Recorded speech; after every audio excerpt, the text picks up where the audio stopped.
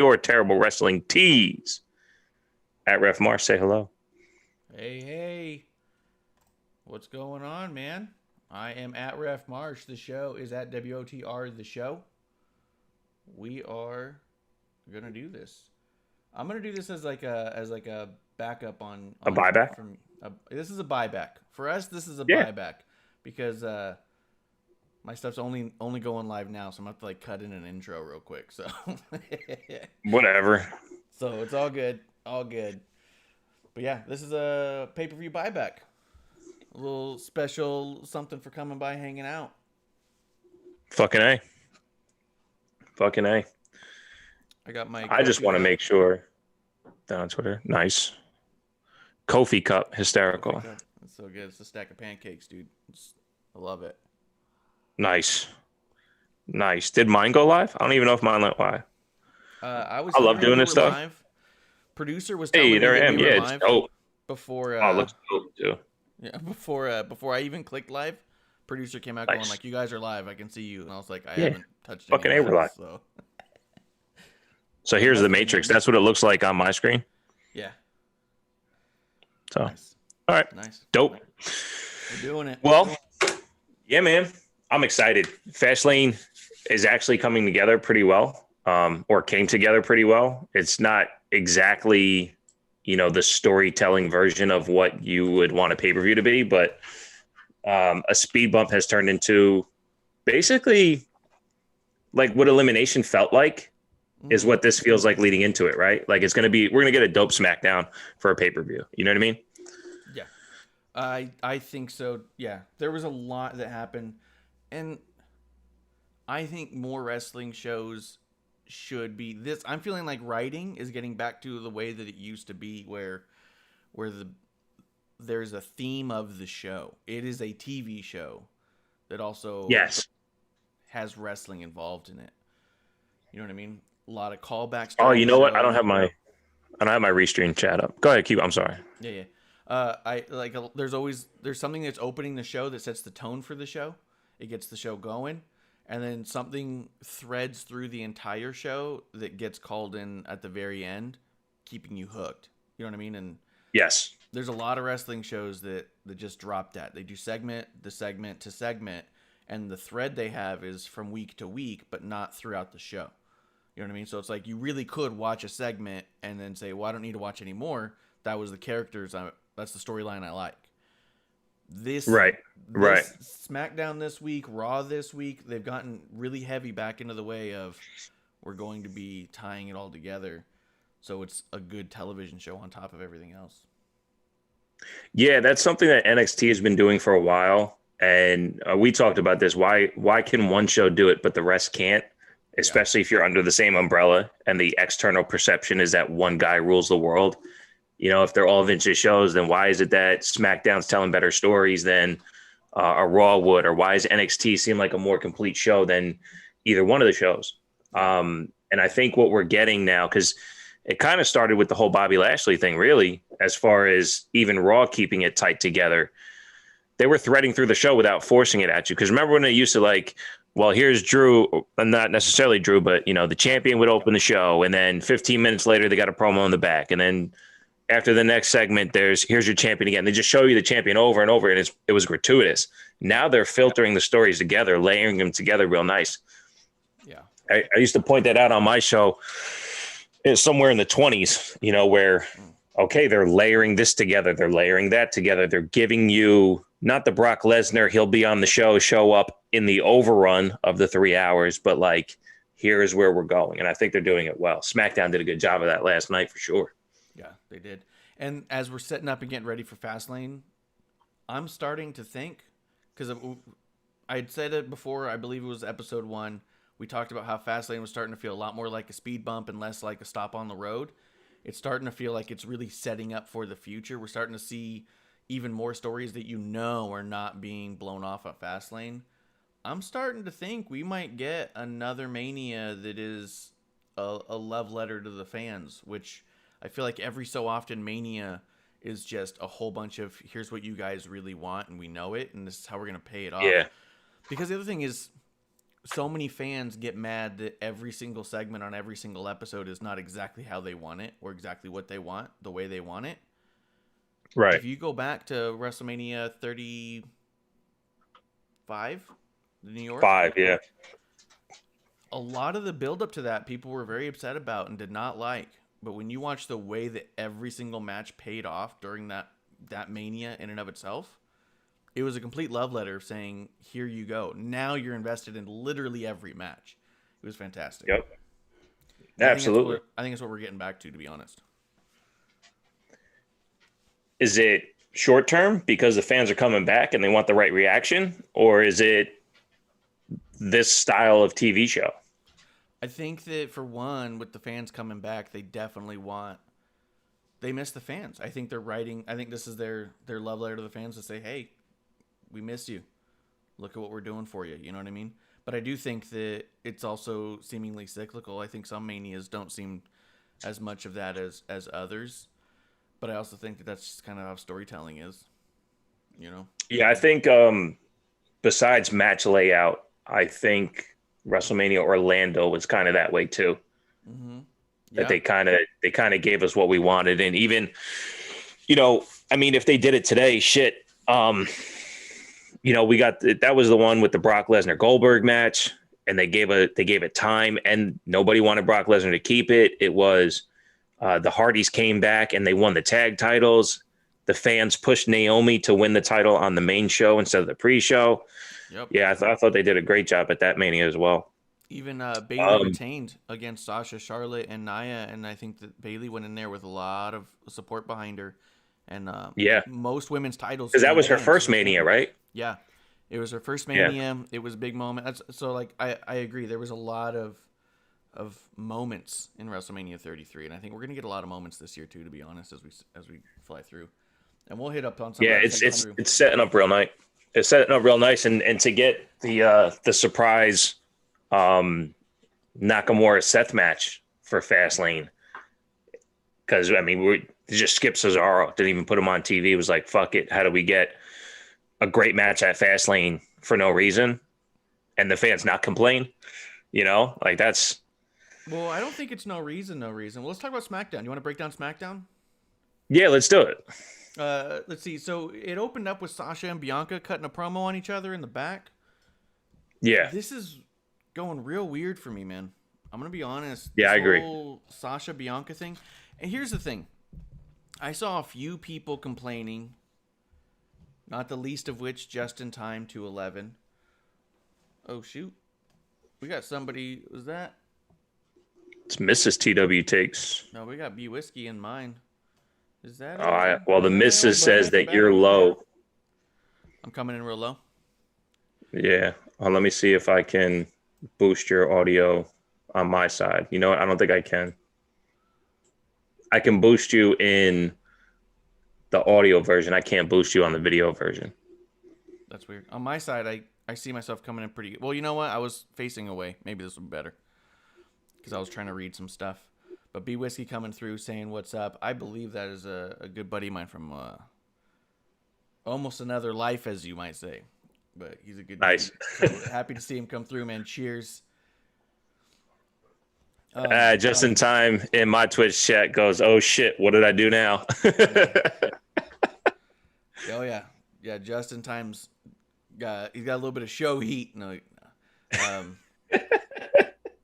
yeah, it's my buddy from back in the day. He's like, I know nothing about wrestling. I'm just here because Marsh is the best guy I know. See, fan of the show, big supporter.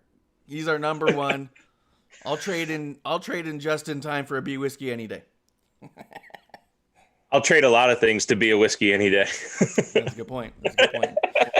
But let's. But yeah, Sasha Bianca, man, it's really hard, and it's kind of the one thing I've stayed away from on Twitter talking about is Sasha and Bianca, because there's so many people out there who are trying to tell you that this deserves to be main event, it deserves to be all this thing, and I would love it to be. I get it, the historical context. I saw a lot of things just from the race standpoint, right? I mean, we're not afraid to talk about it, but there's no slighting the two of them because of what they're capable of doing. We're not slighting them for any other reason that the performance is lacking. And it may not be their performance. The story itself is fucking dumb. Don't put the two of them next to each other. You know what I mean? Like, yeah, they earn their way to this position, but what they're doing on TV is not earning the main event. And I wish it would.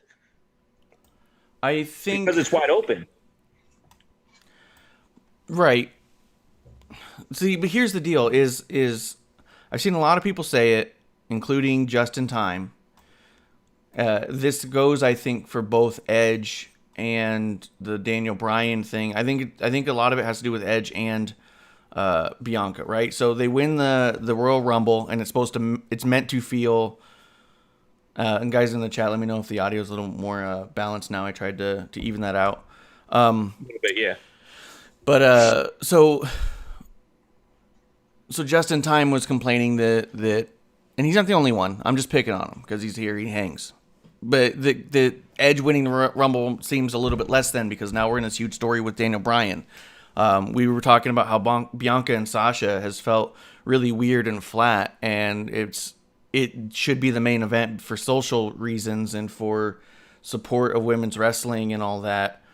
And I get that, but I think that there's a certain balance that I think that a lot of fans are forgetting, that the story used to be, you won the Royal Rumble, you go to the main event. That was it. Everything happened in between was things that were getting in the way to muddy that water. That's exactly what we're getting right now, is classic muddying the water for Edge. Because Edge wants Roman because something about Roman was rubbing him the wrong way, right? He doesn't like Roman's attitude. Right. We haven't seen a ton of Edge versus Roman promos at this point because Daniel Bryan's in his way. And so he just kind of keeps coming on as like a almost secondary note of like, hey, dude, quit fucking with my thing here. I want a thing. As far as Bianca goes, I think they're trying so hard to make it, they've overcomplicated it. When the story just needs to be, it only needs to be that Bianca thinks that the SmackDown Women's title is the title for women in this company. She just needs to talk about the prestige of it, the history of the SmackDown title. She needs to be obsessed with having the title. They don't need to have some sort of rushed together, muddied down blood feud that involves some random dude and Bianca coming off like an asshole talking down to Sasha every week. All that needs to be, this is a super simple story. I won Royal Rumble. It's my dream to take you off your mantle because you walk around here thinking you're the boss, and I'm letting you know that no one bosses me around. That's it. I'm knocking you down a peg because I want that title. I want that around my waist. I want that pay bump. I'm new in town, but I'm top dog now. You know? Yeah, no, I agree. I absolutely agree. And I think that's what's kind of messing everything up as far as like giving a shit about the match. I mean, when you look back at, like we just talked about, 35, when you had the women's triple threat main event, the story they told leading up to it was a story worthy of the main event. The match shit the bed compared to the story. The story itself was way more intriguing than what we got in the match. The match was still good, but it wasn't what at least I was expecting based on who was in the match plus the entire story. This match this leading to this match, we haven't quite gotten that story. You know, because the muddy in the water that we got with Ronda and Becky was Charlotte. Yes, and that was the everything muddy that in the happened water. to Asuka. Yeah, and so, okay, you get the deterrent to kind of, you know, reinvigorate you for that match, and it didn't live up to what I thought it could have been leading into that Mania, because the story was so good. This story isn't good. And they're involving the tag team champs, and this is their second now on Sunday, Fastlane. This is their second or third tag team title opportunity. Why? Yeah, 100%. But also, back with the Becky and Ronda situation, that was months of storytelling before we even got there. It got to Before a point we got to the Rumble, yes. And it was at a point where it's like, how do we put off this match? How do we not have this match right now? Like, how do we make this match wait till Mania? And that was the problem. This is a match that they threw together, and they're like, how do we get people excited in time for Mania? Where before it was people are clamoring for the match so bad, how do we not give them that match for a couple months? How do we get away with not having that match? And that's why it was all story. Also, what they were doing on social media was incredible for that. And to be quite honest, Sasha Banks and Bianca's social medias are not good social media follows if you're looking for any kind of highlight of your story. They talk very little smack to each other. Sasha's whole entire Twitter gimmick is "Thank you, Vince McMahon," every day. Yeah, which is funny. I get a kick out of it. I mean, I follow them both. I support them. I like them both. Yeah. But what made Becky following Becky on Twitter was, oh, if I don't see the shit that is being talked by Ronda and Becky, I might miss some of the heat. You know what I mean? Right. There's a lot of missable stuff. And so, like, I as we get into the show itself, Sasha ended up opening up the show with Nia Jax in a match. And Bianca was starting out behind there just saying, like, I'm not going to come out and help you. Why is that even the conversation? Sasha should be getting the... And Sasha's title reign has been lackluster at best. Yeah, yeah. I think about the amount of people who were talking that crazy talk about how bad Bayley was as champion. And I don't see it at all, for one, because I'm biased. But for two, every single month, you knew she needed to take down another member of that female roster because she was going to go through the entire roster to prove her stance, right? We always knew where she was going. We always knew who was coming up next. And during every match, there always was moments where you thought, oh shit, they might flip it. You know, they might take it off of Bayley for this so they can do something else. She always had them be believable. Ever since Sasha won, it was, okay, who is Sasha going to face at Mania? And no match in between was ever in the discussion of how that would happen. And she's only had a couple defenses, and now it's all about the tag titles. And they were against Carmella. Against Carmella, who's fantastic, and I think they should have put the belt on. Oh, they came off great. Yeah. Had they built, even that story was coming to a point where it felt like, wow, we really might now get, because my problem with the Carmella stuff to begin with was the fact that there was really no story into the title opportunity, and then they started building the story inside the title opportunities, and we were getting some really good matches. Well, even the Sasha Nia match, which Nia surprisingly, like after this match, I was like, holy shit, since TLC, when they lost the titles, Nia has been wrestling really fucking well. Everything she's done with Nia or with Lana and in the tag matches, this is probably the best Nia we've gotten. And for as much as she gets shitted on across the entire internet, she needs some props during this particular time frame. Because I thought the match she had with Sasha was actually well done. But in the context of storyline, it's not really doing anything for what we're getting, if that makes sense. Yeah. I didn't like that Bianca came out to support Sasha. She's all trying to, Sasha, you got to win this. Sasha, you got this. You got this. I didn't like any of that. She said she wouldn't, right? She said she wouldn't. Then she does. Right. And the whole thing is making Sasha look like even lesser than of a champion. You know, they're not establishing dominance. Well, is that how they're showing weakness? Her ability to get beat is by being distracted. You know, first it was Reginald. Now it's, you know, by having to listen to too many people at once. Like it's really weird, man. And she only got the win because of Shayna. Yeah. Shayna comes in and interferes. So I don't even think it's establishing weakness because you haven't established strength yet. You're just showing that Sasha is such a floundering champion that she could lose at any moment. Right. That's true. If Bianca beats Sasha, it's not Bianca overcoming anything. It's Bianca just Sasha losing. It's just Sasha losing. That's all. Yeah. Where the idea of Sasha beating Bayley seemed telegraphed, but because Bayley was built as who in the entire company even has a chance. You know what I mean? Right. And who knows Bayley better than anyone? Sasha. You don't have any of that here. You have Sasha looking like she just can't win matches unless she's getting help or interference. Because even with the Carmella stuff, Reginald was involved in all of that. From the beginning, they established that Sasha was not going to be a dominant champion. It was going to be a weird championship.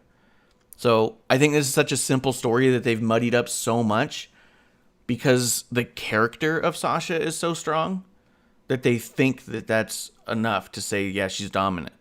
But why? Because she comes out to Snoop Dogg music and dances? Because she says she's the boss? She's barely squeaking out wins when someone interferes. And it's not even a contender. I mean, yeah, Nia's a former champion and the tag champ, but we just watched Asuka take care of both tag team champions in a dominant win against one of the champions just 5 days ago. Yeah. And Sasha didn't get the same treatment as Asuka, who, quite frankly, hasn't gotten that treatment for months. Mm-hmm. Maybe the entire year she's been champion. So I definitely agree with you that you have the ability, honestly, the same fucking way they did for Asuka, to do it with Sasha. Sasha is incredibly athletic. We all know her rap sheet. She is a fantastic performer. There's no reason she couldn't have gotten the same win and then just point it at Bianca and go, what are you going to do? Yeah, 100%. She should have dominated Nia in a crazy way. You know what I mean? It should have been like, holy cow. Yeah. Nia, who in the past couple months pinned both of the champions in different tag matches, then just gets absolutely the shit kicked out of her by Sasha. That would have made a statement, you know? Right. And then Bianca coming out at some point, Sasha could have easily, you know, had the match in the bag, taken the win, and been like, why'd you even come out here? Shouldn't you be getting ready for your match? Because you're next. Now, you're next in line for one of these. Maybe, even though I don't necessarily go down this fantasy book road, but like in this particular context, do you think this is showing a weakness within wrestling the tag champs, so it's believable that they lose at Fastlane? Because it's such a weird storyline anyway that maybe we shouldn't even be spending this much time on it. That's a good point. They shouldn't be going for the tag championships. They just shouldn't. Well, yeah, that's just flat especially out. What happened after the fucking Bianca Shayna match. Yeah. So let's talk about that because I was super happy about that actually. Yeah. So at the end of because we'll just get all the Sasha Bianca stuff out of the way. Pink TWT live in person, the pink one. Fucking love it. It's a good one. Let's see. So after that match. Oh, yeah, and I even wrote a note here that Sasha's coming off like she's all hype, you know? Like, just the way that Bianca's, like, talking down to her each time. Like, she's trying to school Sasha, and Sasha's, like, not able to stand up for herself. It's like, what is happening? Right. Yeah, I don't understand it. And then when Bianca and Shayna go at it, Sasha's music hits. She comes out like she's gonna be by Bianca's side and then laughs it off and walks back like she wasn't supposed to do it. Like, what was that all about? What was the question? Sorry, I was getting another audio thing in my... No, when Bianca and Shayna were having their match, Sasha had came out as if she was going to be by her side and then laughed it off and then walked to the back like, oh, I messed up. I wasn't supposed to be out here. She looked the fool. She didn't look like she was playing a trick on Bianca, like, oh, I'm going to be by you now. I'm not. She looked the fool, like, oh, I guess I wasn't supposed to be out here, but my music hit, so I came out anyway. Yeah. Kind of like a genie. You rub the lamp, I come out. I don't know what to do. I wasn't supposed to be here. So they cut to a Shayna. There's a point where there's a Shayna Nia promo where Nia's getting all mad at Shayna saying, what are you going to do about it, you idiot? Yeah. And Shayna's like, I'm going to go give Bianca the nastiest beatdown, which I liked. Let's see. So let's talk about the Bianca Shayna stuff so we just get all the story out of the way. We'll go by storyline because the way this was intertwined throughout was so good that it was like, so Bianca and Shayna have a match. Sasha comes out and then Shinzo goes, you got this, Bianca. I'm going to go watch in the back. I'm just going to go watch in the back. Yeah. And you're right. Part of it made her look foolish, but I do think that part of it was to... I mean, I guess some of it was supposed to be like in Bianca's head. because what ended up happening was Bianca gets her ass kicked. So I think it was trying to show that maybe it's trying to show that Bianca might be too big for her britches. Bianca's trying to go out there and save Sasha, and I didn't need you, because she didn't. She didn't ultimately use Bianca. Shayna went after Bianca, kicks Nia, and then Sasha gets the win. Right. And now Sasha can say, I didn't need you. You didn't help my match. But when I wasn't there, you got your ass kicked by everybody. You needed me. Right. Right. No, I could see that. I took it more as, well, no, I guess I read into it, but it definitely looks like Bianca needs Sasha more than Sasha needs Bianca when you're going for this tag title opportunity. And in the storyline, they're not giving, like you said, they're not giving Sasha the level of respect that she is actually on. Yeah. You know, character wise, like this is dominant Sasha. This is 5 years ago, you know, we want Sasha chance. This is who they thought she was then. Yeah. You know, so we have that Sasha now, but they're not telling us that's who that Sasha is. 100%. She's coming off like she's hype, and she's being carried by Twitter hype and stans and that idiot from the bump who just say she's the greatest because she's the greatest, but isn't able to point to much to solidify that. That's it. That's it in the disconnect. The character Sasha's playing is the performer Bianca is in the ring.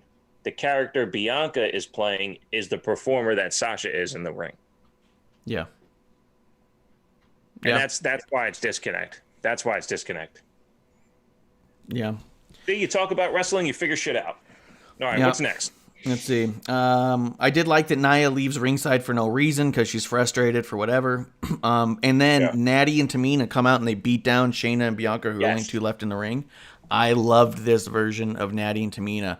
I like how they've been cutting all those promos saying, consider them warned, saying that she's tired of lifting up the division and making everyone else look good. She's tired of being the foundation everyone walks on. Follow. Yep. The two of them is the social media follow. What they've been putting out there to show that they're second, third generation talent, that they are the ones to be the head of this women's tag division, makes a ton of sense. Tamina needs to figure out a new way to show off her tattoo, though. She was leaning a little bit too close into the camera. Like she was standing a little awkward to show off that forearm tattoo, but they're badass. And that was, in my opinion, the best that they've looked. I'm a fan when shit looks awesome. I've had issues with Tamina and Natty in the past, so I'm not a big fan of them, but the way that they're building, they're pulling me in. I would love to see them as tag champions. And why they're not the ones at Fastlane, even how they're telling the story with them on TV. How are they not the ones at Fastlane? Yep. I think they're not the ones at Fastlane because I think this is a love letter. I think we're building to Natty Tamina. I think we're building towards Natty getting her WrestleMania moment, which she's never had. That's true. And she's talked about it in the past in interviews that as much as the women's world title has always been important to her to show that, the company counts on her, the one that means the most in her family is the tag champs, because that's the one that her dad held. That was the one her dad always held in high regard. He never wanted a singles championship. He always wanted to tag with somebody. So she feels drawn to the women's tag championship, and she wants to one day hold them as part of her lineage. So the idea of Tamina being by her side, someone who's also been there through a lot of her career, both of them being their own style of powerhouses, both of them being multiple generations in, that could be quite a moment if she's able to hold up that tag championship. Absolutely. Yeah, and like you said, the legacy with her father is makes it all worthwhile. I mean, I'm big into wrestling meaning something, like you said, the love letter when we got Kofi winning and Xavier could not hold his emotions back. Yeah. And I took a screen cap of that, put it on Twitter back then, and I said, tell me wrestling's fake now. When the emotions of the athletes get put into this, and that wasn't fake crying. That's how much that win meant to someone. And that someone is as close as you get to the business. I mean, the guy's a performer standing on the same stage, and he's bawling his eyes out because of what that title win didn't just mean to him, but everyone like him. That when Nia Jax beat Alexa Bliss, and she's doing that whole storyline, and she wins the title for the first time, and she can't hold it back. Bianca at the Royal Rumble. These moments mean so much when it's that moment. And for Natty, winning the tag titles will be one of those moments that she will probably show so much emotion that half the people watching at home have no choice but to express that emotion as well. Yeah, and I don't think people even see it coming, to be honest, because I don't think people give Natty or Tamina the time of day that they deserve. We're big Natty fans, big stans in this house. We love Tamina. We were so excited when Tamina, I think I talked about it on episode 1, when Tamina was getting her title shot against Bayley.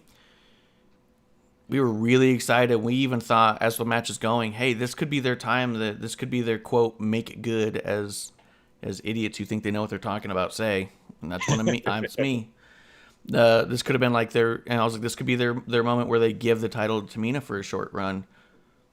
Because it could mean something. But I think that the tag title could be even bigger than that, to be quite honest. Yeah, I absolutely agree. So I'm big on wrestler ages, as if you couldn't tell over the last couple episodes. Tamina's 43, looks amazing, by the way, and Natty is turning 39. I say this about Shayna, I say it about Asuka, I say it about even Lashley and what he's doing. We only have so many years with performers, regardless of gender, whatever. We only have so many years. There's a bump card that people talk about. Health and wellness is better than it's ever been, though. When will we fulfill those prophecies, right? The Sting Undertaker match never happened, right? Sting's doing his cinematic thing in AEW now. Good for him. Undertaker's completely beat to shit. If he comes back and does something great. Point being, at 39 and 43, if you don't do it this WrestleMania, we're talking 40 and 44. If you don't do it at that one, we're talking 41 and 45. Not only is it their performance, but it's their desire to continue to do this. When you have the opportunity, you pull the trigger, and I think you're absolutely correct. I don't fantasy book. I hate it because if I go, I can't wait for Tamina and Natty to win these tag titles at Mania, and it doesn't happen, I'll be completely disappointed. But if this is where they're building, I think it's a great idea. Yeah, definitely. But the Riot Squad, to their point, they're half the age of these two. Okay, if that's what they end up telling us, that's what they end up telling us. The Riot Squad has to take a backseat so this happens and tell us that in context. I'm all for it. Bless you. Cheers to Kevlar on the Rocks coming through the chat. And cheers to B Whiskey was helping me with my audio again. So hopefully my audio is a little more balanced now, thanks to the advice of B Whiskey. And if you guys want to be part of the chat, if you go to twitch.tv/wrestling on the rocks for all of my links. But we go live through Twitter, WTR the show. If you go to wrestlingontherocks.com, all of our links are there. And you can jump in the chat. The Twitch one is the one I see the easiest, though. What I was going to say about their age as well is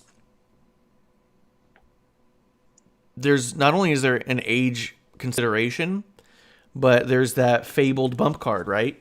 And Natty's not someone who's been in the business for 10, 15 years and had 1 or 2 matches a year. This isn't like, with as much respect as I can possibly put on the name, Alicia Fox, where the last couple years of her career was just here and there.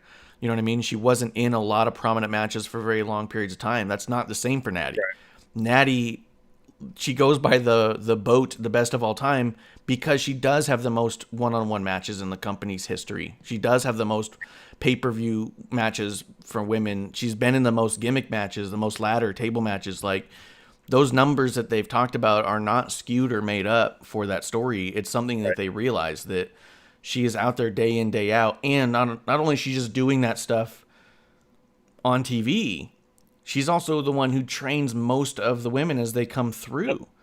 So she's taking bumps off TV. So, how many more years does Natty want to beat herself up? You know, I hope forever, but you know. Yeah, I mean, there's certain things that aren't for us, and I think you're right though. In a win for them would also be a win for us as fans. Asking her to wrestle past when she wants to is definitely not for us, but I think you're right. If the opportunity is coming down the line at Mania, I'm all for it. If they're just building them now, then hey, shouts to a good 8, 12, I guess 10, 8 to 10 week run of building how strong Tamina and Natty are. It's a good thing. Yeah, it's fantastic. Let's see. Let's talk about Seth's promo real quick. Did you get a chance to hear much of that? I know you were a little distracted. Yeah, I was a little distracted, but I tell you, one thing I wrote down for sure was I'm not a fan of the promos, and they're getting old. When I first got back into this, Seth was doing the Money in the Bank J&J security thing, and I hated the Weasley laugh because there was nothing behind it. It was, I'm going to laugh like a weasel, and J&J is going to make sure I win matches. So you're not showing me that you're a good wrestler. You're showing me that you know how to get out of matches. Okay. Now, this Messiah gimmick, which I love the fact, every time it says burn it down in the music, I love the fact that you pointed out, like, yeah, it's to work fans. It's amazing because you think he's going to come out in his old burn it down ways, and he's still the Messiah. It's phenomenal. Yeah. I hated this promo because it sounded like every other Messiah promo, and it went the other direction as every other Messiah promo did as far as what's next. It's like, I'm going to talk shit at how I'm awesome, and then everyone should follow me. Nobody's going to follow me. It's just there's no base to it. It comes out so flat. I felt like it's tweaked. I feel like that it doesn't come off the same as the Messiah, because Messiah was like definitely self-obsessed and self-important, but this is like a different kind of smug. Like, this is almost a little bit of a goofier. Like, the Messiah was like taking himself way too seriously, and this seems like a little bit more laid back of a Seth who's still pretty smug about things, like an overly confident but not taking himself as seriously. He was being a little goofy, he was kind of moving weird, he was taking little shots and kind of giggling at stuff, and I thought it worked better than a lot of his previous iterations of the Messiah. What is he cocky about? What is he confident about? What is you know what I mean? There's nothing to take serious. Except for if you look at every single match in WrestleMania since he's gotten there. The dude's got a ton of WrestleMania moments. He just goes to WrestleMania to win titles over and over again. He's held every title a dozen times, like, I think that the matches speak for, I think his resume speaks for itself. You know what I mean? I think that's what he's basing it all off of, character-wise. Yeah. Okay. I'm just not there yet. I don't like it. I think he's the only guy to beat Brock twice. Okay. And that, honestly, that was the worst thing that ever happened to him. It was. Yeah. Nobody believed him afterwards. I loved it because the babyface side of Seth, which I know a lot of people don't like, the babyface side of Seth always has a promo, even as champion, like he has something to prove. And then, like you said, goes in and has a match that you can't argue with. So in terms of, I'm saying this to you, I am the champion, and I will prove to you I'm the champion, that Seth makes sense. This one, he'll have the match, or let's say everything that's happening with Cesaro, right? He comes out, he says, I'm all this, I'm all that. Cesaro gets the one up on him. That's what I'm saying, where I don't feel the base of what he's talking about. Well, I think that's just it, is that he's saying that about himself, but nobody in the locker room is agreeing with him, and people are trying to humble him, like, dude, you've lost a step. You know what I mean? And they are humbling him. So why am I hearing you talk the same way? That's what I'm saying. Like, I'm not understanding why I have to continue to listen to him say the same shit if he continues to get humbled. Because he's delusional, and it's frustrating when these guys, quote, get lucky on him. Because he's, you know what I mean? They're getting a lucky cheap shot or whatever. Which made Shinsuke hysterical. I love the way he saunters out. And he's just kind of smirking, and Seth just keeps saying, like, don't, stop right there. You stop right there. And he just kind of keeps, like, slowly moving. He goes, no. The whole, come on. I think it's even funny the way that Seth is playing into the the reality that we all know your spots, right? So we all know that when Shinsuke does that move, he's going to go, come on. So Seth was playing into it. He was like, don't do it. Don't say the thing. Don't say it. You know? Right. Yeah, So, no, I agree. Look, I'm excited for Seth and Nakamura. I don't remember the last time they wrestled. I'm sure they have, right? they did at SummerSlam, or not SummerSlam. It was a Survivor Series, I think 2 years ago, when Seth was Intercontinental and Shinsuke was US. US, yes.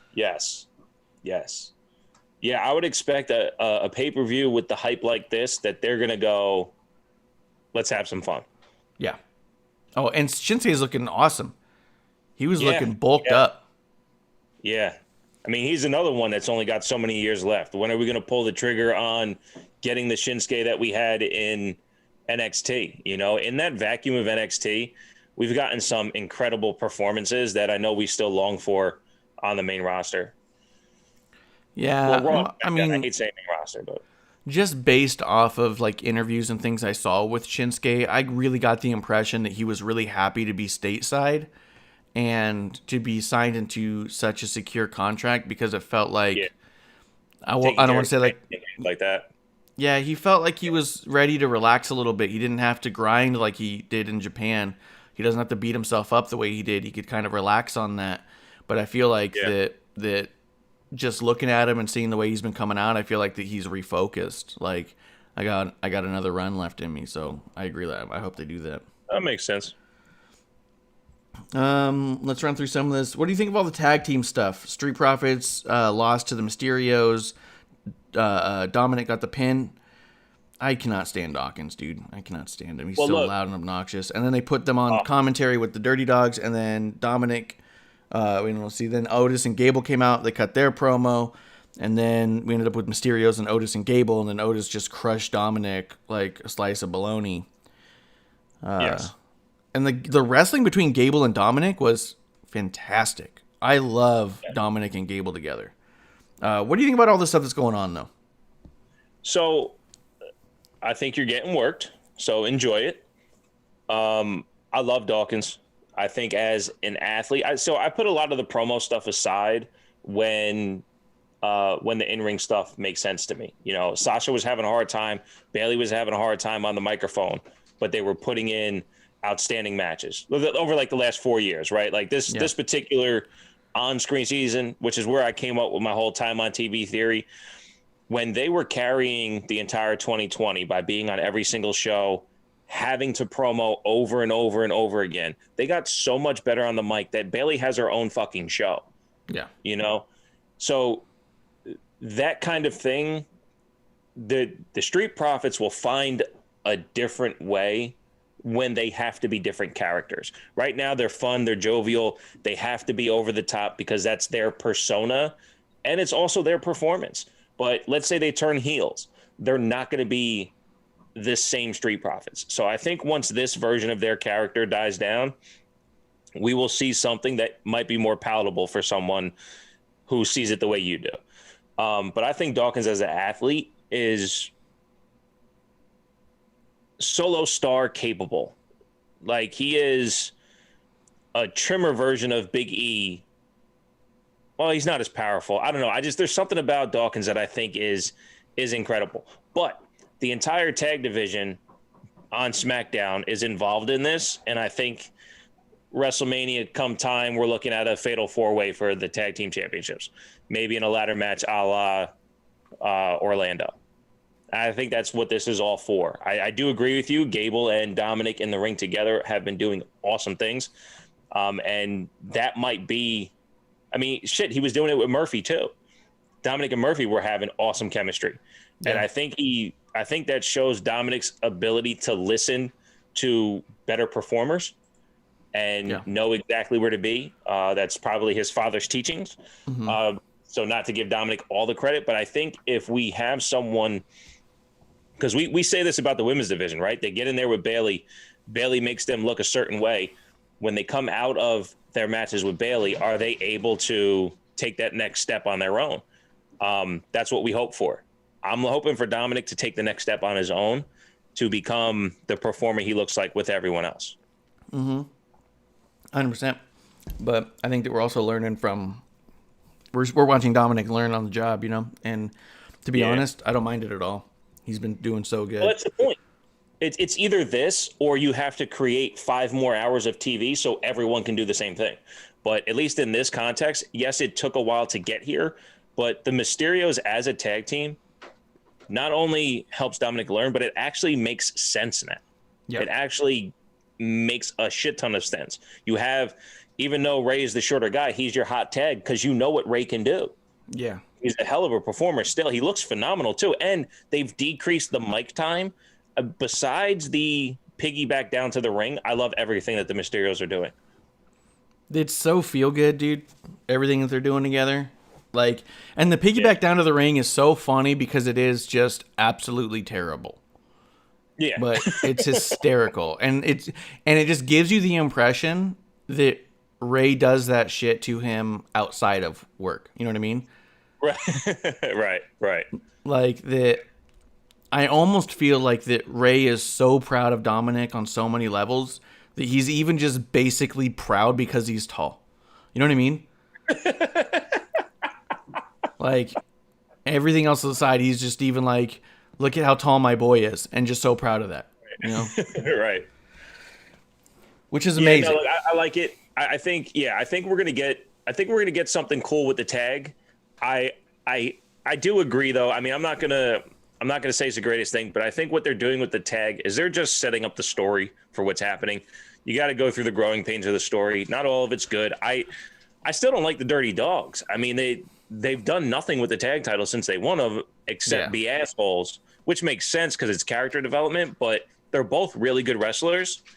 Oh, that's right. They've lost in matches, So I would rather them build a little bit of strength to themselves. If they start having one-on-one matches with Gable or Otis or Dominic or Ray or Dawkins and Ford, if they start having one-on-one matches and all these guys have singles matches leading into Mania, and we get this whole spider web of who beat who leading into it, I think that's great, and they're all good performers. So yeah, I don't mind a lot of this build. I really like strengthening up the Mysterios to make it look like they belong there.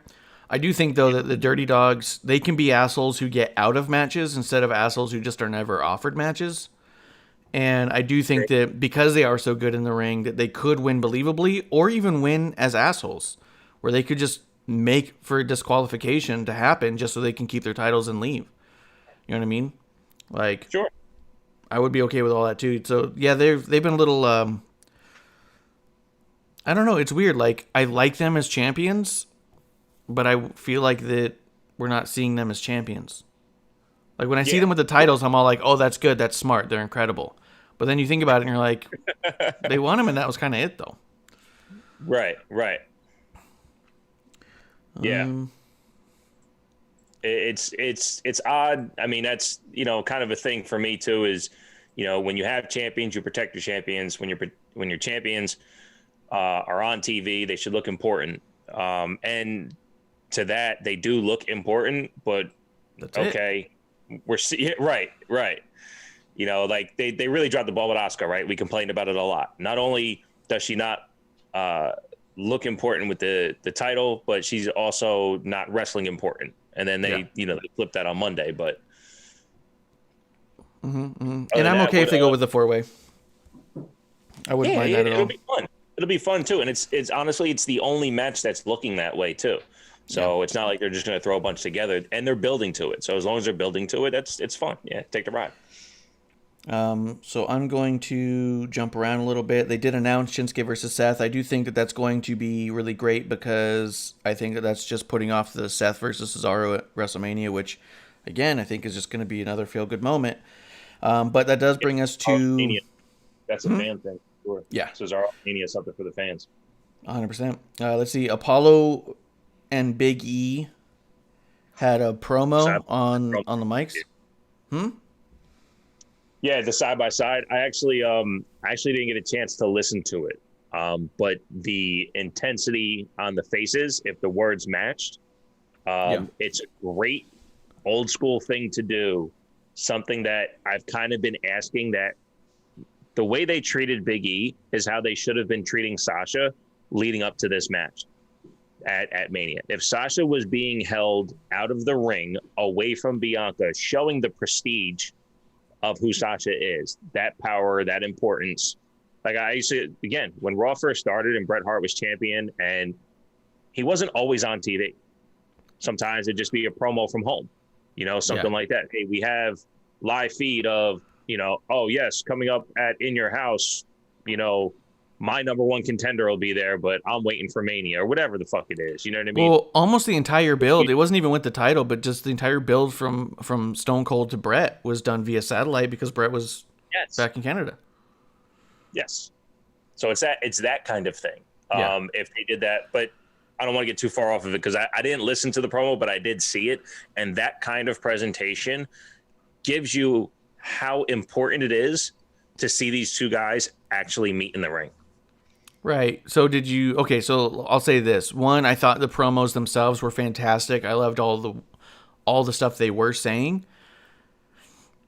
My only critique on the promo at all is there was a lot of times where it started out even sounding like Big E was like on the verge of crying, and that was a little weird.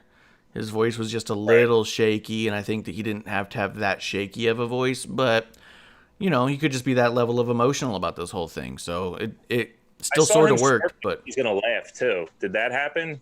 I thought it looked like he was about to laugh at something.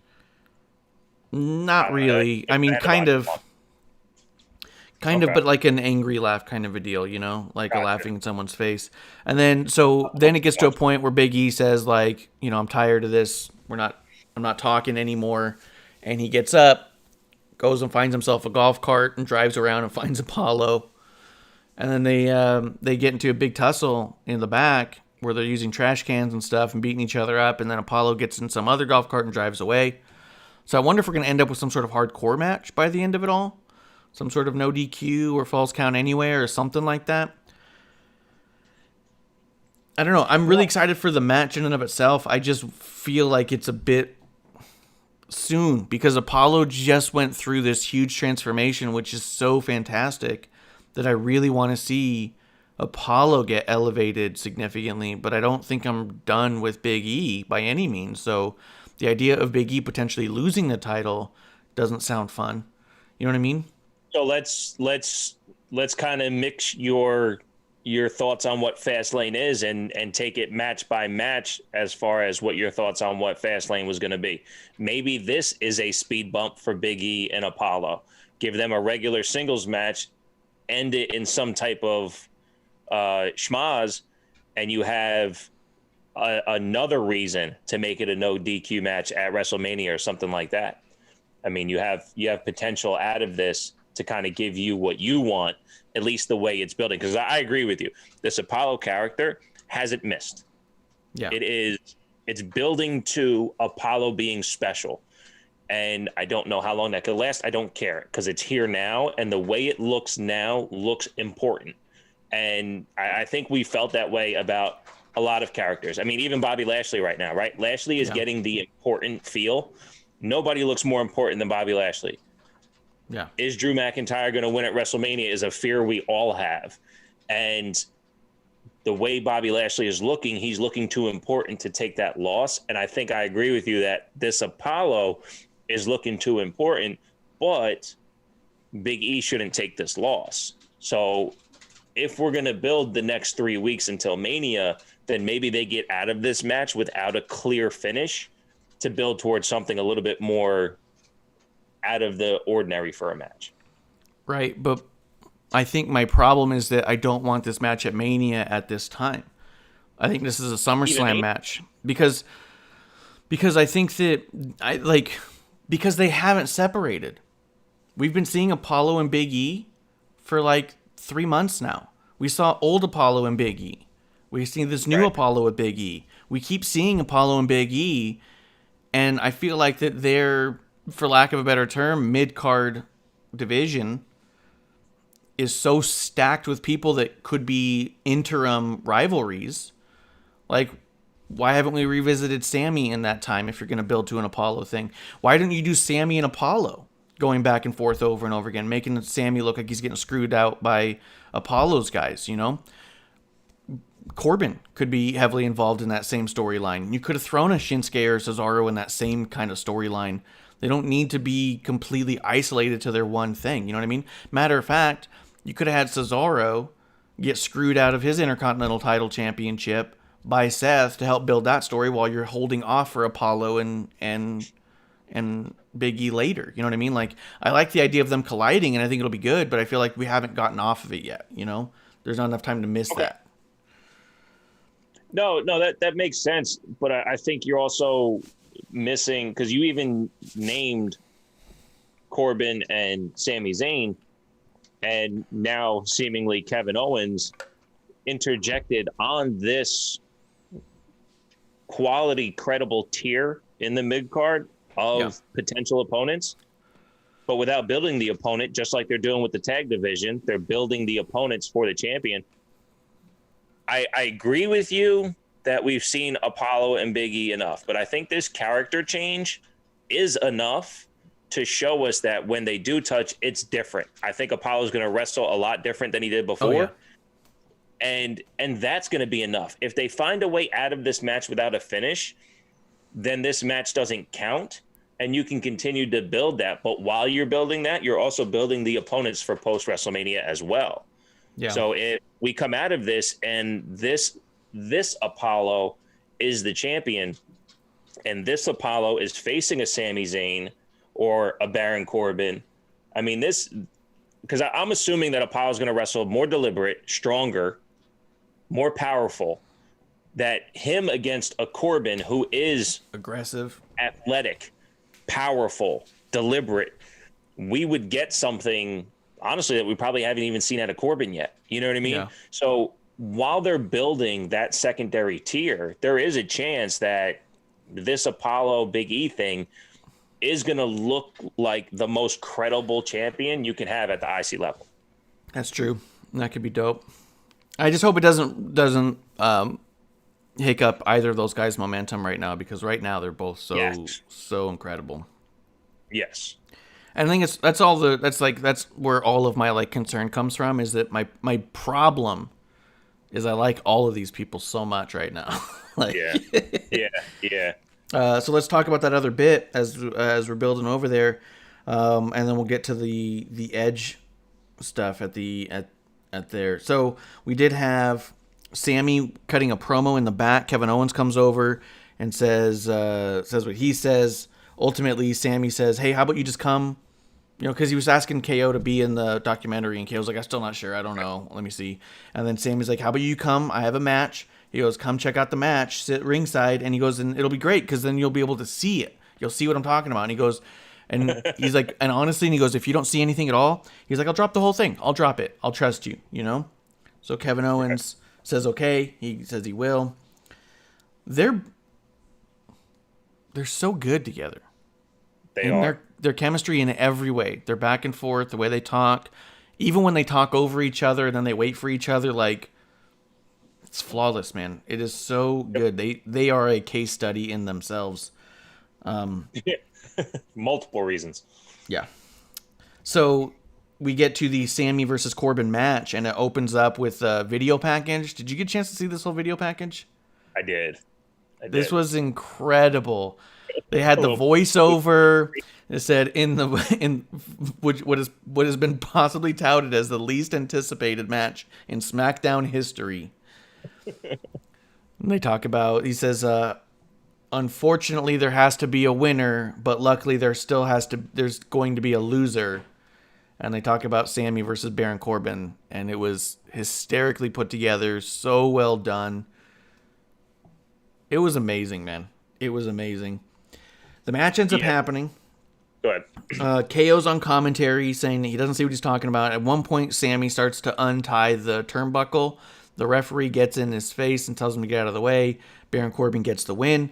And then Sami goes over to KO and he goes, "Do you see the ref was all over me? The ref was all over me." And then KO even said, he's like, "I didn't see anything." He goes, actually, he's like, "I actually saw great officiating." He goes, which doesn't feel like I see that a lot. He's like surprisingly great officiating. Absolutely. And then Sami walks away, tells KO he's crazy, walks away, comes back and haluva kicks KO right in the face, and starts to. Great kick. It was so good, dude. So laid good. it in. Yeah, it was awesome. And then Sami kind of walks away yelling at him. And for me, all I can think is this is one step in the direction of potentially getting Sami versus KO at Mania. And if that's not a love letter, I don't know what is. Yeah. Yeah. I mean, honestly, neither one of them are doing anything to that level. And with the announcement that Hogan and Titus are going to host WrestleMania, I mean, you got to look at the fan favorites that are missing out. You know, if KO has been doing the KO show on and off for the last couple months, you know, Bailey doing Ding Dong Hello, I think we're going to get to a point where we will get a gratuitous fan match, just like we're getting with Nakamura and Seth Rollins. We're going to get that with KO. We're going to get that with Bailey. Bailey has no potential suitors, you know, in her way anymore. I mean, even with Tamina and Natty getting tied up in a tag team, I mean, what's Bailey going to do? Yeah, I could see that. I could absolutely see that, us get Sami Zayn versus Kevin Owens at WrestleMania. Yeah. And this whole thing was so perfectly put together. They even put on the WWE Network's Twitter, they put out a video, and I shared it on my Twitter, so if you follow me at Ref Marsh, you can see it. They did it was like 2.5 minutes, almost 3 minutes, I think, where they were interviewing Sami afterwards, and it was just, his fucking character work is so flawless and so deep. He's not stuttering, he's not confused, he's not trying to figure out what he's going to say next. He is just a crazy person who's proving his point. And then at one point he goes, follow me. He goes, follow me, and walks over to Baron Corbin. And he goes, I'm not here to fight. I'm not here. He goes, we had our match. You won. He goes, I'm not even going to talk about how you won, whatever. He goes, you won. It's fine. He's like, but do you see what I'm talking about? He goes, do you see that video package? Corbin was like real quiet. He was doing great subtle work too, because he was quiet, nodding his head. And he goes, I bet you didn't like that, being called the least anticipated match in history. And he's like shaking his head like he didn't like it. And he goes, it's not even about you, man. He's like, it's not about you. They love you. He's like, you're Golden Gloves. You're 6'7". He's like, this is just what happens when you're lumped in with me because they hate me. And to have Corbin kind of like start to agree with them and start to see it, I was like, oh, this is cool. But like I said, bottom line, if this builds to Sami versus KO, I am on for every step of the way. Yeah, didn't they drop the hint that on a Talking Smack that Kevin Owens told Paul Heyman not to book Sami Zayn? I think that was part of the discussion that or Paul Heyman was like, yeah, Kevin Owens told me not to give you matches or some shit like that. I thought that was kind of part of what was happening. But I don't watch it. I just kind of heard that happened. That's kind of like something that happened on your show on Thursday. You know, you see something on Twitter, then you say something, it's completely not true. Yeah, pick up a Pointless Aggression t-shirt at prowrestlingtees.com. Yeah, no, I mean, look, my first house show, Kevin Owens and Sami Zayn were leading up to, you know, for the last time ever. And they went 7 minutes, and I was severely disappointed because I wanted them to go about 85 minutes. I mean, you hear it all the time. When you're friends, it's the best wrestling partner you can have because you take care of each other in the best way. You're also willing to serve yourself up to your friend more than you are willing to do it for anyone else. I love their chemistry together. I love everything they do together.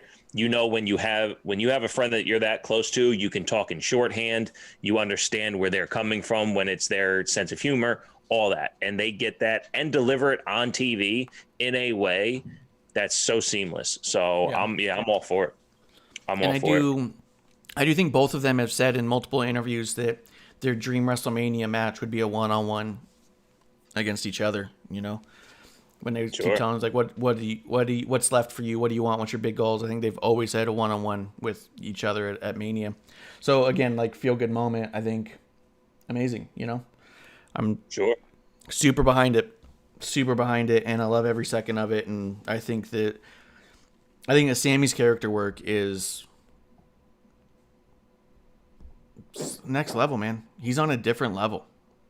You know? Yeah. Yeah. No, you called me out on it in the beginning, and I wasn't willing to wait for it to build the credibility that it has. But it's just because I like seeing him in the ring. I would rather him be a heel and build this character while wrestling than spend his time yelling without wrestling. And I didn't want to wait, but now that it's here and he's doing both, I'm all on board. It's just he's so good in the ring, and he has the ability to make other people, like everything he did with Braun Strowman to help Braun look fucking incredible. Yeah. That if he was honestly, if it was that opponent and doing the conspiracy gimmick, it makes sense, right? Why do you keep putting me in a match against Braun Strowman? I keep getting my ass kicked. Even when I get the upper hand, I'm still getting my ass kicked. What do you have against me? That's the kind of thing I'm talking about. Like, if you want, show me the conspiracy in the ring. And then he tried doing that. So I get it. Where it's at now, the character work is absolutely flawless. And I think that part of I think why I like it so much, the journey we've had, is because it's been a little by little as we go. And so it's just been this constant build. And I think for me, the reason why I've been totally okay with not getting these matches after match is because things we've already said. Ages are getting up, bump cards are getting filled, and I can get any 5-star match on any given night. According to Meltzer, we're having 5-star matches 3 times a week now. You know what I mean? So if we're having 5-star matches every week, I don't need to see a great wrestling match anymore. There's too many great wrestling matches. Now every match is incredible. So how about we slow down on the incredible wrestling matches and put in some incredible character work? And that's exactly what we're getting here. And we're going to get a huge, incredible wrestling match as a payoff to incredible character work. That is as win-win as it gets. That's wrestling right there. And now we got to see on next Friday what Kevin Owens does to address the situation. Yep. He's going to come with something because he doesn't sit down for anybody. No. He's going to stun the world. Let's see. Let's wrap up SmackDown with the Edge thing that intertwined the whole story as well. Edge had a promo in the back talking about... He was just talking about how he hadn't been on SmackDown. You said what? It was my least favorite one of his since he's been back. Because I get it, the whole nostalgia aspect, and he was talking to someone else. He definitely wasn't talking to me. Because when he's saying about how he hasn't been on SmackDown in 10 years, hasn't wrestled, so it feels like home and all of this, he's been on such a nostalgia kick since he came back. Again, while speaking credibility, this was such a moment where it's like, dude, I heard this already. I'm excited for Fastlane and Mania. I'm not excited for you to be on SmackDown any more than I already am, because the stakes to the match is why I was excited. I don't care that he's wrestling on SmackDown. That does nothing for me. He could have wrestled in a parking lot on Thursday during your show, and I'd be like, hey, man, I'm going to go watch this Edge parking lot match against Jey Uso to see who's going to be the special enforcer at Fastlane. You know what I mean? Like, there's... but this was is why it was important to me.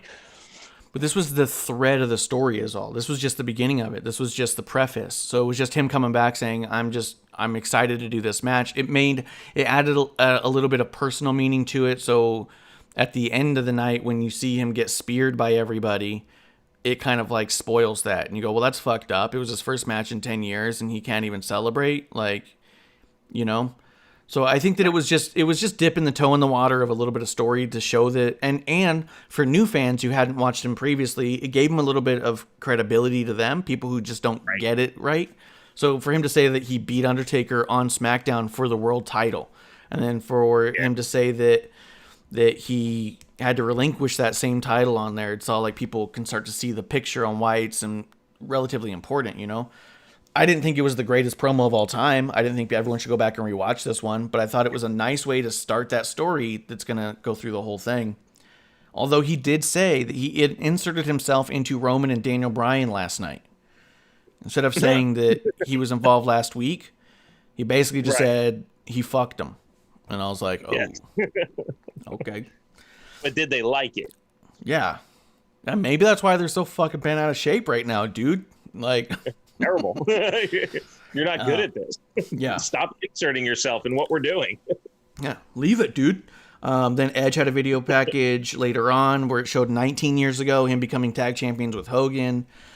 So then they could make that announcement, which, by the way, a lot of people are up in arms about the host being Hogan, liking Titus. I'll be honest, I've never once seen a WrestleMania host announcement that got me excited about anything. The host doesn't do anything. Yeah. They come out, they open the show, they say, thanks for coming. There's usually one spot somewhere in the middle where they make some sort of little comment for about 30 seconds, and then that's kind of usually it. Gronk was the most involved host of all time, and there was no one in the fucking arena. So, well, the New Day did good too. The New Day wasn't bad. They came out once. Just the once? I thought they had a couple on there. Maybe it was like 2 or 3, but it was like just briefly, and it was fine. It definitely doesn't mean a lot. People don't like Hogan because of the racism stuff, and I completely understand that. Yeah, I get that. Titus has spoken out publicly several times that he doesn't agree with Hogan's apology, and him being a black man in the WWE, he has stood to his ground when it came to Hogan, at least when he's asked about it on radio or interviews and stuff like that. So I understand the backlash from that aspect. Yes. The only thing I can say is that they're in Tampa. They are the two most Tampa guys who don't wrestle that are associated with the WWE. That's the only reason why I could see them doing this. And that would be the only reason why I'd be okay with Titus agreeing to do this. If this was in Dallas and Titus still felt the way he did, and I'm sure still does, I don't know Titus, but I would imagine if he didn't accept the apology before, he doesn't accept it now, that he wouldn't be taking this step. I know, again, from listening to interviews, how much Tampa means to Titus and everything he does in the community, that for him to have this opportunity, I don't think he would let it go. Yeah. That means more to him than anything else. And it's not setting it aside or anything like that. This is him focusing on Tampa, in my opinion. I don't know, though, So anyway. 100%. And I don't know. And I mean, I really like Titus. I don't care about Hogan one way or the other. I don't rabidly hate him. I don't adore him. I wasn't even a Hulkamaniac when I grew up. Anytime I've ever heard of his name being brought up, I just was just like, oh, okay. I mean, I liked the NWO when all that was happening. I'm not going to pretend that wasn't a thing. But at the end of the day, they're like, oh, this is who's going to host. And I just kind of kept scrolling. I didn't even think twice about it just because the host never matters. It's never much of a deal. So I would say that I agree with all of that backlash you talked about. I don't understand the amount of conversation about who they think should have been the host or who they want to be the host. I wish this was the host. Like, why is that a topic? Like, I don't care who the host is. You know what I mean? The host makes no difference. And bottom line, I know that a lot of people want it to be Bayley, and I understand that conversation. I don't disagree with the concept. But kind of like what you were saying, they're active members of the roster. Why would I not want them in WrestleMania as opposed to... Yeah. Like, when Alexa Bliss was the host of WrestleMania, did people love that? I think she just opened the show with Hogan, and that was it. I don't remember her doing anything else. She pitched one or two other things, because I remember that was the deal. Like, she had, like, 2 dresses or some shit. So it was like, it doesn't matter. Yeah. Even when they announce the Hall of Fame, it's not the host that does it. It's a ring announcer. Mm-hmm. But like if the host was to be the one now introducing, and then does the host doesn't do that. It always ends up being a ring announcer or who announces the attendance. I think Alexa announced the attendance. I think that's what it is. Yeah. But but other than that, I agree with you. I agree with you. So I don't. Yeah, but they were showing video packages throughout the night on Edge's accomplishments on Smackdown. A lot of guys wearing the shirt that you're wearing now in those videos. Yeah, that Smackdown ref shirt. And then, so they showed 3 different video packages throughout the night. They showed Dana Bryan comes out. He was cutting a promo saying that nobody wants to face him because they know that he's going to be able to make Roman Reigns tap out. Reigns does come out and he stays on the ramp, but he does talk some shit, and he says which, by the way, Roman Reigns has been champ for over 200 days. Does it feel that long to you? It feels like 1 million, but also 3 because, COVID era is COVID era. The shit's fucking, it's a time warp. Yeah. It is. It feels like I done it yesterday, but it also feels like 3 years. because Yeah. SummerSlam was so long ago. Yeah. Yeah. I feel like his championship reign and his character still is so fresh. It feels like he's only had it a month, you know. Yeah. But Yep. yeah, it's been over 200 days he's had it. So Roman says that he would rather die than tap out to Daniel Bryan, and Daniel Bryan's, well, I hope I don't kill you then. Like, I was like, Jesus. No, he should say, I guess I'll have to kill you, because if he doesn't kill him, then he won't tap out. No, he said he was going to make him tap out. He's like, I'm going to make you tap out, and I just hope you don't actually Roman die. wants to die instead. Yeah. Yeah. So you do a match until he dies, you light him on fire, and you win. That's a good point. Winning by fire is it's popular. Well, I mean, maybe if he just lights a few fireworks, maybe Roman will just pass out from excitement. Well, anxiety. Anxiety. Anxiety, yes. But that promo I thought was pretty good. I mean, Daniel Bryan, Roman Reigns, Edge, Jey Uso, all of those guys are top tier talkers. And then we ended up with Edge versus Jey Uso at the end with Daniel Bryan on commentary. Edge and was oh man, dude, the selling in this was such a classic match. This match was so good. I saw you liked my tweet from that match. I liked the tweet before I saw the match. I hadn't watched it yet, but I saw that you just said in general you got to sell a body part, and I was like, "Yep, classic storytelling." Sell a body part. Yep. I mean, it's 101 in everything. I couldn't even tell you. I guess pre symbols for WrestleMania. You know, everything 30 and before. It's work a body part, sell a body part. You attack a body part.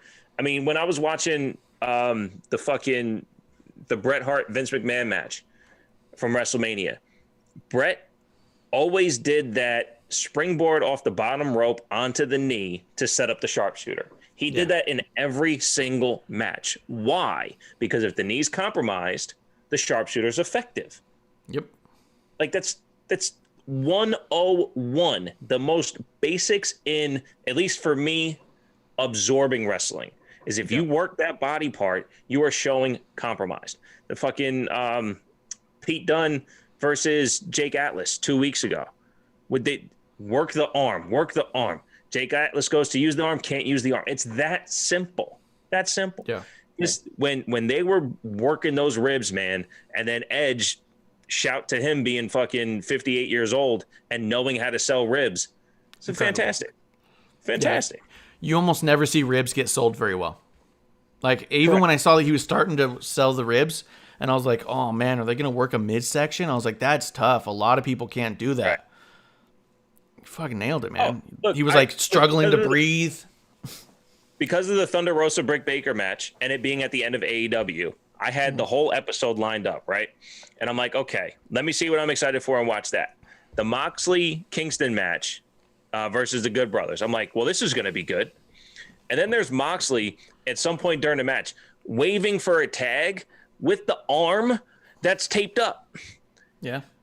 Why is it taped if it's working? Yeah, it works fine. Like it's that simple. And you're right, ribs don't get sold well at all, because when your ribs hurt, you can't move, you can't breathe. And then Edge was barely breathing, and he couldn't stand up straight for the most part. And then he goes to do something, and it doesn't work. And he had a weak ass spear at the end because he can't cork his body properly. But him with compromised ribs and a weak spear can still take out Jey Uso. I didn't quite buy it at first, and then I felt the gravity of the match, and I'm like, okay, I buy it. Yeah.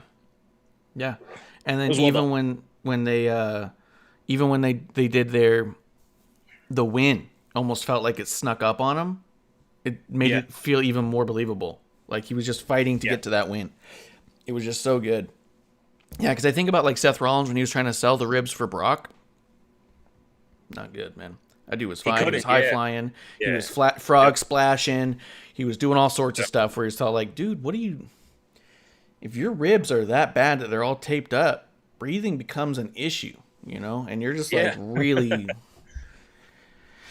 really going through it. Yeah, it should definitely be sold better. But no, I thought the match was fucking great. I mean, And every way that Jay was breaking down the ribs was just so strategic in offense. It took him out of his offensive game plan because there was a vulnerable part of Edge. That just the match work was so great. So great. So good. That's why I watch this shit.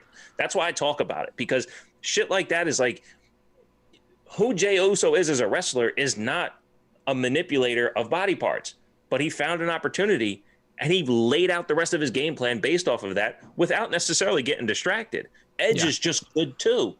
Like that's how good that fucking match was, man. It was so good. And then even Corey started pointing out that Jey Uso was modifying a lot of the moves that he traditionally does to attack the midsection where they typically wouldn't, you know? Yes. And then, for instance, the kick, the enziguri, instead of kicking the head, kick the ribs. Fantastic. Fantastic. And Edge was doing a bunch of stuff that was like focusing on the shoulder, you know, like. Yes. It was cool. Which, the spear went up higher. Yeah. That's telling stories in the ring, people. That's how you lay out a match for believability. Yeah. That's how you make it look like a fight. Yeah. Yes. That's how you make it look like two fighters. Not just a fight, but two fighters. Like, and not just like a street fight. This isn't a bar brawl. This isn't Sheamus just punching the shit out of somebody, which is incredible in its own right.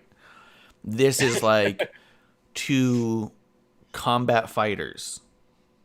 Yeah, that was great. Having an exhibition. It was fantastic. And since we have Jay now in this position where he's lost a couple matches, has lost some credibility, they're not calling him main event Jay. In the grand scheme of things, without necessarily fantasy booking, does Jay have a place over the next 3 weeks? Apart from being by Roman's side one way or the other, I don't see a standalone spot. So do you think that what we would end up getting is a triple threat at Mania and Jay being on the outside? I don't know that we're getting a triple threat. Maybe we actually end up with Daniel Bryan versus Jay at Mania. Well, the only reason why I don't bring that up is because we've had it so many times. Now, we do know it's going to be great. Will it be a no holds bar? Will it be a cage match? But we've already had a cage match. You know what I mean? Yeah. So what could we get from them that's new? I mean, they could work it in a different way because they're both that talented. I just don't know if we haven't seen something that's worth seeing at Mania between the two of them. If I've got the proverbial pencil, as it were, I would say that if it's at all possible, bring Jimmy back and make it a tag match. I don't know who you throw Daniel Bryan with, but you have that kind of work itself out, and maybe it's a surprise return, maybe it's an old friend, maybe something along those lines. I mean, it could be that Jimmy and Jay are teaming up on Daniel Bryan after all this, and Daniel Bryan needs to get a friend to help him take out the Usos at Mania, But I don't know. I don't know. Yeah, that's why I don't fantasy book, but because I definitely don't want to look past this match because I think this match is going to be really fucking good. But to take Jimmy out of the equation or Jay out of the equation just doesn't make sense. So just because he's not going to be the special enforcer, I doubt he stays away from this main event.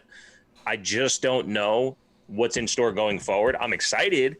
I would hate to see him left out of this in a significant way. Being by Roman's side during the championship match is not what he's earned during this time period. He's earned something a little bit more special than that. And it showed just in the match last night with Edge.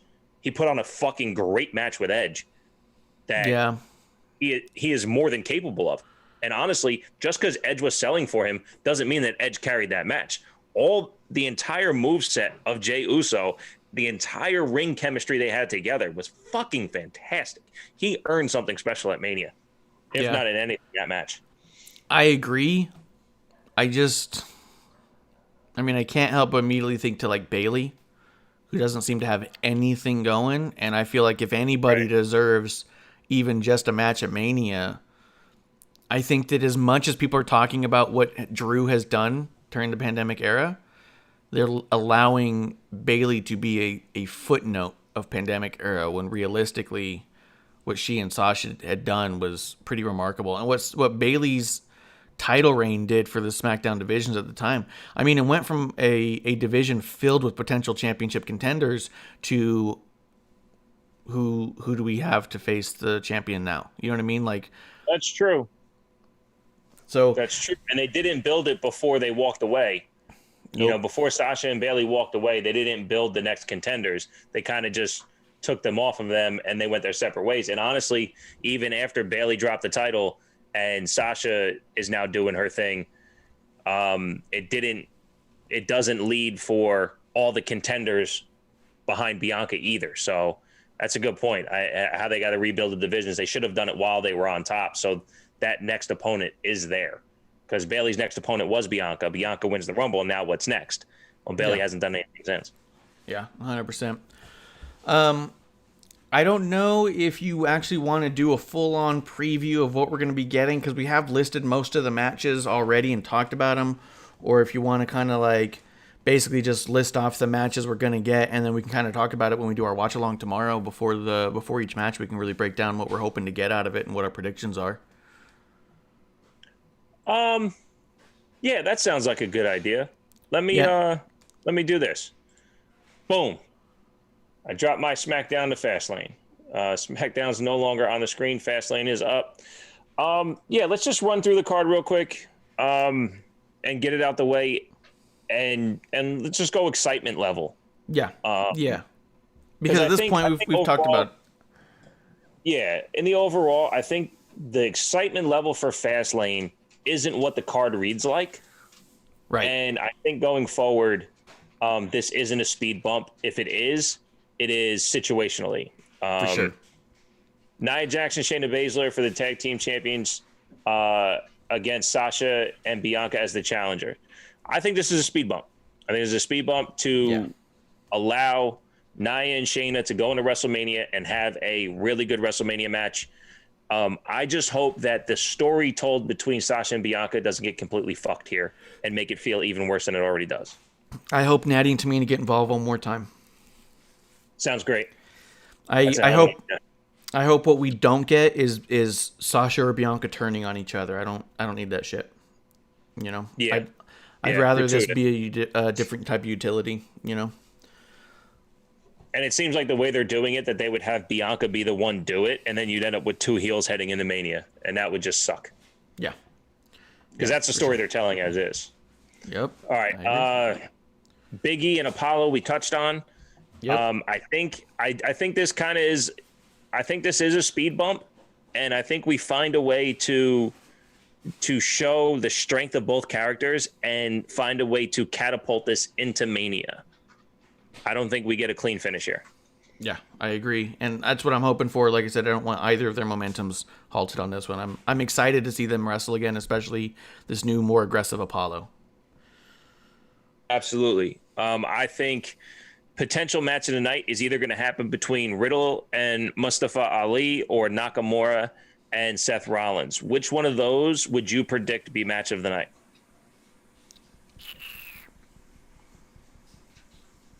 I mean, my gut wants to say Seth versus Shinsuke, but I think that Mustafa's got a lot to prove, and I think that he's willing to prove it.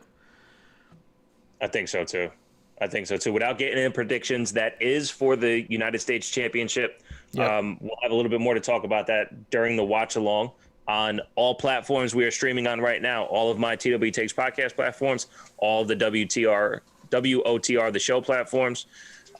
Join the chat, join the show on both ends. Derail his, don't derail mine. That's a good point. Nakamura and Seth, I do think we're going to get just fantastic work. Honestly, speaking of something to prove, neither one of them have had a quality talk about singles match in a long time. Yeah. You know, and who's more capable of putting on that quality singles match than those two guys? Yeah, absolutely. Absolutely. As long as they don't shit the bed, this could be one we talk about for a long time. Absolutely.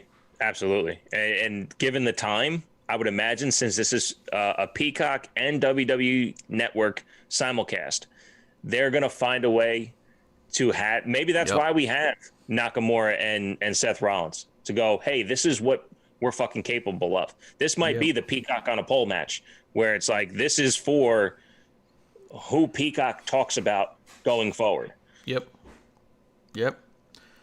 All right. We also have the no holds barred match Drew McIntyre versus Sheamus, and we'll talk about how my feelings are about this on Fastlane. I think it's fucking ridiculous. I hate the story they're telling, what seems like by throwing Sheamus under the rug, but Yes. It's gratuitous and it's here. In a bubble, this may be incredible. In our build, this is pointless. Correct. A match made official after we talked. It did say go 1-on-1. Now the graphic and Wikipedia says versus. Yep. We have my favorite character, wrestler, performer, whatever you want to call it, Alexa Goldberg? Bliss. Oh. No, he will be joining us for the watch along. Not Goldberg, but the number one fan of Goldberg will be joining us for the watch along. Mr. GR Lunar. GR Lunar will be at the watch along for Fastlane. Shouts to GR Lunar. I'll be meeting him for the first time 3 minutes before we go live. It'll be awesome. Right.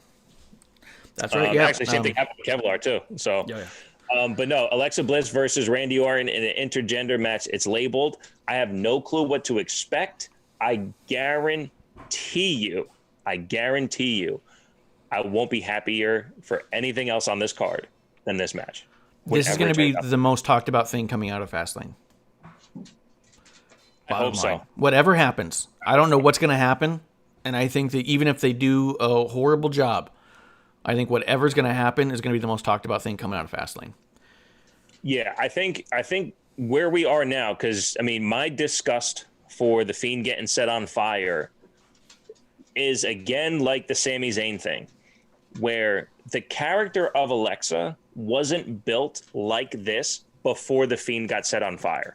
The character Alexa built afterwards. Yeah. We had glimpse. We had a little bit of this, a little bit of that, because she was the sidekick in addition to what Bray Wyatt and the Fiend were doing. It being just Alexa since TLC on, holy shit. Yep. She has been carrying Raw for 3 months. Yep. She has not missed once on Raw.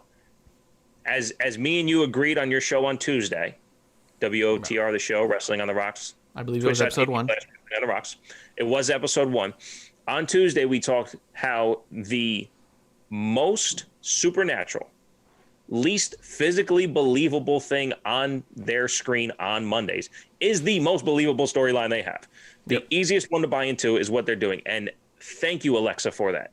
Absolutely. Thank you, Alexa, for that. She is doing phenomenal work. And yes, whatever this is, people are fantasy booking the Fiend to return. I don't fucking care. I don't. I just want to see it because they haven't missed yet. And it would take a lot for them to miss. 100%. 100%. Yeah. It's gonna be incredible. It's gonna be the most talked about thing. And I don't think that there's I think it's the biggest question mark we have. What are we gonna get? So right. In an exciting way. Yes. In an exciting way. And then the last thing we're getting is a 1-on-1 Roman Reigns versus Daniel Bryan. 6 years in the making, a return to Fastlane. This one for the Universal Championship with Edge as the special guest enforcer. What say you? Excitement level, ability for this to be a speed bump, a stop sign, a dead end, or propelling into the next level?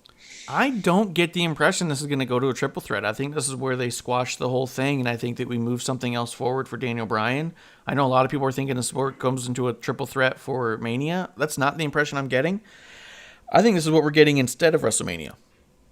I think this is going to be a WrestleMania caliber match on Fastlane, and that's going to be the end of Daniel Bryan and Roman through the build. You know what I mean? Yeah, I could see that. I find it really odd. I know we talked about this collectively as friends of the show, and me and you on the side as well. A couple friends of the show voiced their opinion about having Daniel Bryan in at this point. I think when it's all said and done, if this is the last Roman Daniel Bryan match we get, it's the wrong time. Yeah, I think an Edge Roman 1-on-1, a Edge Daniel Bryan 1-on-1, and a Roman Bryan 1-on-1 are 3 matches that deserve proper build and marquee. because the quality of what those matches could be deserve its own limelight. Yep. I don't know what Daniel Bryan's timetable is. I would imagine from what we've been hearing, it's sooner than what seems like Edge and Roman are. Yeah. But if you tell Daniel Bryan, hey man, just wait. After Mania, you and Roman headlining SummerSlam, and then the following Mania, it's Edge and Daniel Bryan main eventing WrestleMania. Like that, those builds would just mean so much more than having an incredible match. But I think we can still build that way. I think I don't know anybody's timelines, but I think that even in his discussions, he's talked about a much more specialized appearance schedule. So it could be quite the build. I mean, think about the most anticipated match in a long time was The Rock and Cena. And The Rock was just showing up every couple months to cut one promo, and that was it. You know what I mean? And not a whole lot in between. I mean, and there's a lot we can get into as far as that. But I mean, like, that's just to say you can build an incredibly anticipated match without having to be week to week. So I think that we could still get something like that. That's how I feel about that. Yo, the only other thing, they did announce on the show, but is it not on their website, Braun versus Shane O'Mac? It's not on Wikipedia. Okay. It's not on Wikipedia. You know what? I remember them saying that. Yeah. Did that come up with a graphic and everything? They came up with a graphic, but I remember a couple of days ago somebody saying that it was off of WWE.com, and I didn't check WWE.com. So we'll probably talk about that during the kickoff tomorrow. I think that if we do get this match, I don't think this is... I think what I would want out of it is I think I would want Shane to take the loss, and I would want him to come back on Monday with Dabo Kato and potentially build towards like a Braun and Dabo match for Mania. Sure. But that's all I want out of it. Anything else is just going to be gravy or slime, as it were. Which was well done. If you want to hear our thoughts on that, listen to the Tuesday show from this week, which I thought was awesome. I had a great time. Always have a good time coming on an episode 1. Yeah. Yeah, we're... As well, also have a great time doing watch-alongs, which is tomorrow for Fastlane. Get your tickets at www.twtakes.podcast.com. Your ticket is clicking the link to join the show on Sunday. YouTube, Facebook, Twitter, Twitch, as well as wrestlingontherocks.com. Yep. If you want to plug your own shit there. Yeah, wrestlingontherocks.com has all of our links. You can find us at WOTR The Show on Twitter. You can find us on YouTube, Twitch, twitch.tv/wrestlingontherocks. Any of those places will be streaming live the drink along tomorrow with Bishop, me, and GR Lunar.